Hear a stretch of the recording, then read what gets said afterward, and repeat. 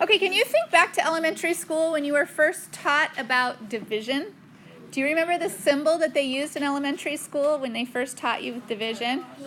Okay, right, the divisor symbol. So when you first learned division, you were introduced to it like this: 713 divided by 6.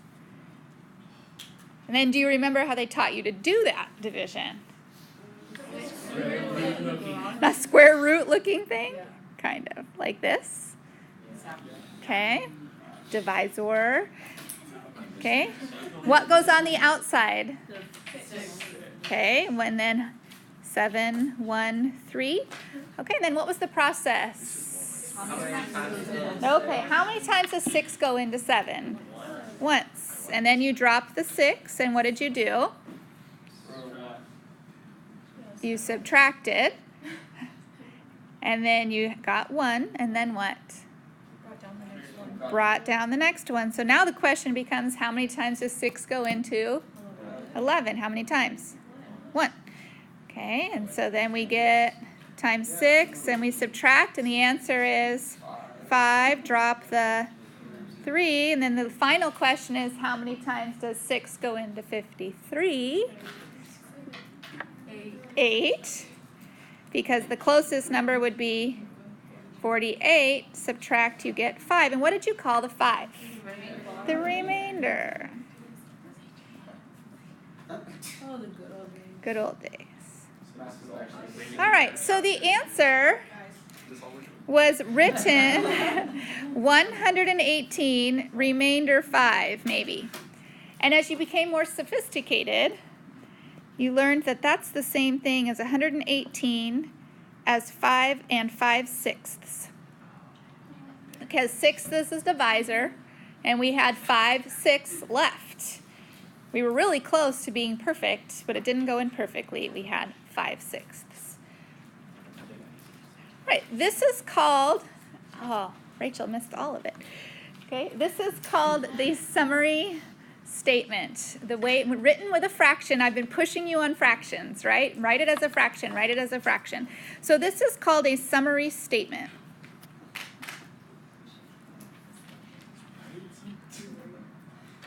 A summary statement is written as a whole number and a fraction. Then you learned how to do that with algebra. That's how to do that with numbers, with numerals. Then you learn how to do division in algebra with letters. Okay? And that is called, what we're going to do today, synthetic division.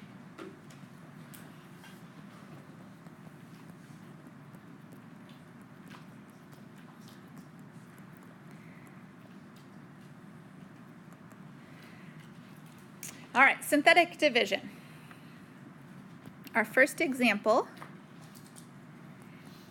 is going to be to divide 2x to the third minus 3x squared minus 5x minus 10 divided by x minus 3.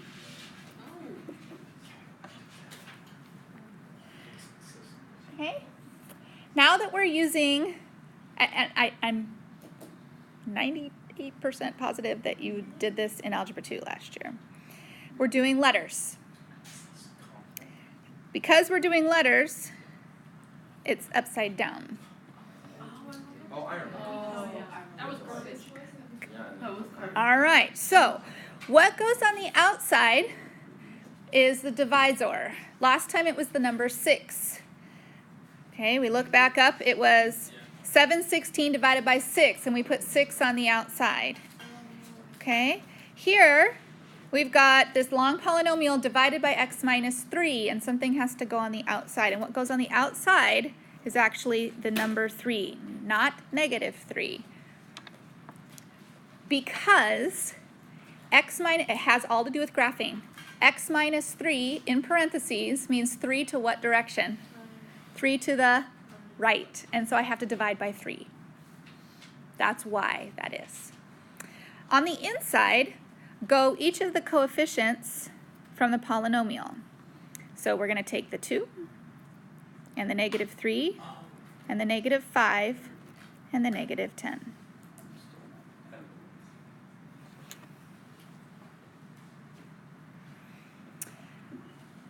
Now here's how synthetic division goes.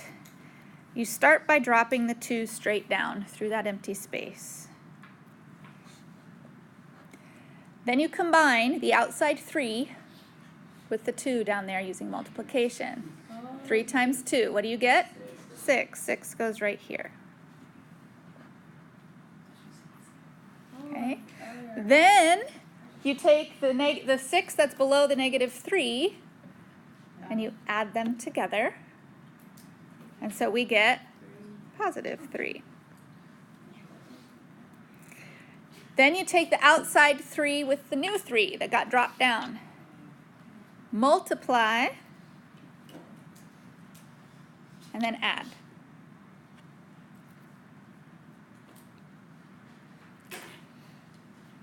Take the outside 3 with the 4 that's now been dropped down. Multiply and add.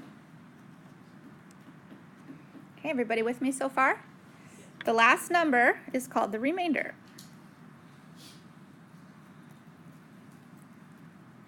So we need to write our summary statement as our answer. So the answer is always written as a summary statement. In numbers, that would mean you'd have a whole number plus a fraction. In algebra, you're going to have a whole polynomial plus a fraction. And so it's written like this. And it is called the summary statement. It starts with a 2.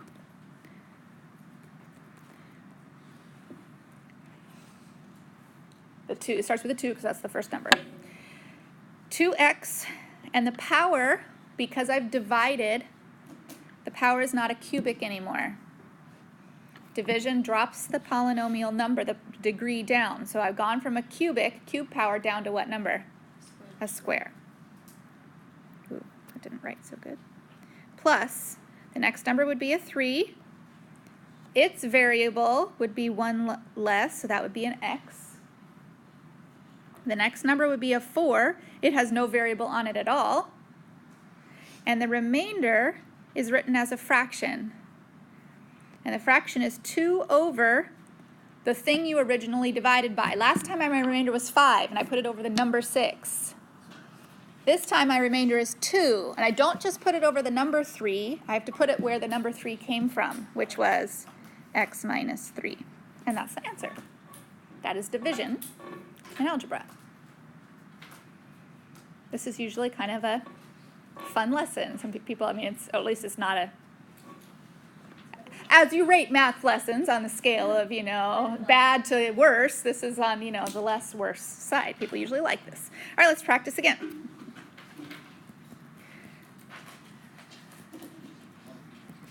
All right, let's divide the polynomial, the cubic, minus 28x minus 48, divided by x plus 4.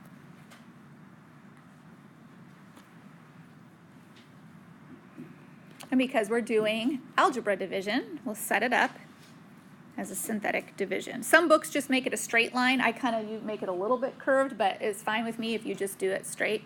So yours might look just straight down like this, and that's fine. I don't really care how you do it. Okay, what goes on the outside? Negative 4. Very good. That's usually a common mistake. If I find a wrong answer, that's the first thing I check, is whether or not that number on the outside was right, because oftentimes that's the first thing that goes wrong. All right, what's my first number on the inside? 1. What's my next number on the inside? 0. Who said 0? Oh, Wyatt, great. It's not negative 28. Why is it 0? You have to have a number to take the place of every term. And if we can't jump from a cubic without skipping the square. And so the square term was 0. Negative 28, negative 48. All right, now we're ready to do synthetic division. So we're going to drop the 1. And when we multiply, we get negative 4. We then add. So it's multiply, add, and drop, multiply, add, and drop, multiply. You just keep doing that. So I'm going to add. I get negative 4. I multiply, and I get positive 16. I add, I get negative 12. I multiply, I get 48. And the final remainder is 0. And so when a remainder comes out to be 0, that means it went in evenly. There was no remainder, it was a perfect division. So my summary statement is not going to have the fraction on it. So the summary statement as a result. All right, what's it going to start with? X squared. Okay, starting with 1x squared, or just x squared, then minus 4x, then minus 12, and there is no remainder, so I don't have a fraction written at the end.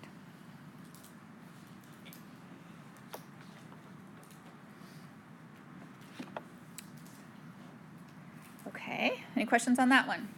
So what was the wrinkle in that one that we hadn't seen in the first one? Okay, no x squared. So each time I'm going to show you a problem that has something different. You know, I don't want to just show you one at the beginning and then let you loose because there's so many other little things that could happen. So here's another one. X to the fourth minus 1/2 x to the third minus 2x plus 4 divided by 2x minus 3.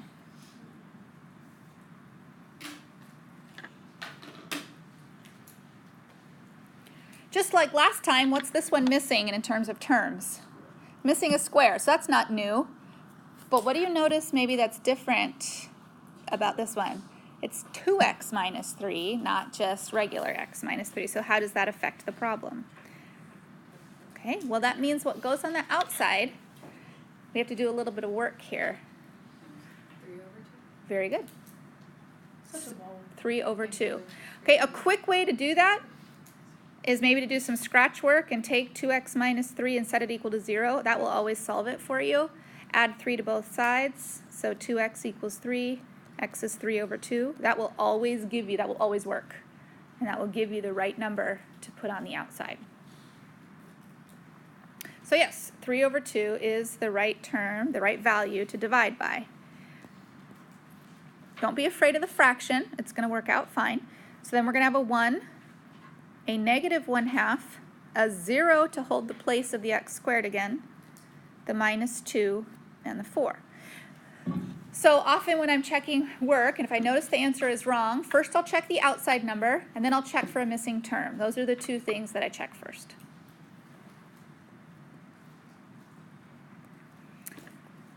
Okay, I'm going to drop the 1.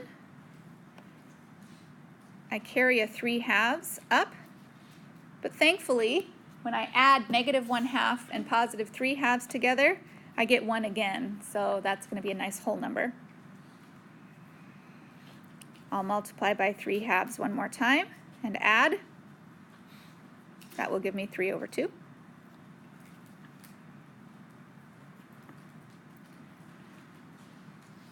I'm going to multiply, which I am going to get 9 over 4, but feel free to use your calculator to work through those fractions. That's going to be fine. You should get positive 1/4. And then one final multiplication where we're going to get 3 over 8. We're going to add those two together. That will give me 35 over 8. So it's okay to have fractions in your summary statement. That's no problem. Even in your remainder, it's all right. So the summary statement is going to start with a 1, but what's the value of the x term this time? Followed by a 1x squared, and you don't have to put the 1s. I'm going to write them, but you don't have to write them if they're understood. And then when I get to the fraction 3/2, that'll be the x. And then the 1/4 doesn't have anything on it. And then here's how you're going to write the fraction. We know that 2x minus 3 is going to be in the denominator. I don't want you to write like 35 over 8 over. That's awkward to have a fraction on top of a fraction. So the proper way to write that would be to put the 35 as part of the numerator and the 8 as part of the denominator. So that would be the best way to write that final summary statement. Okay, any questions so far? Now look back at maybe what you wrote down for the title of this. What else is in the title? So it says synthetic division, but it also says hyperbola. So what in the world does this have to do with a hyperbola? So this is where I need you to open up some graph paper and have your iPad out so that I can show you the connection between.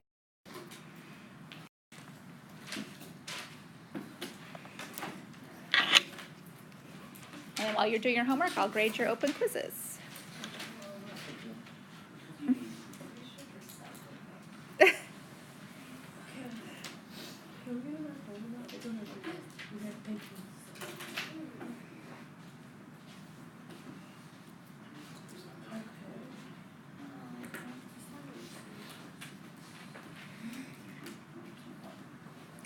They're not all graphed, though.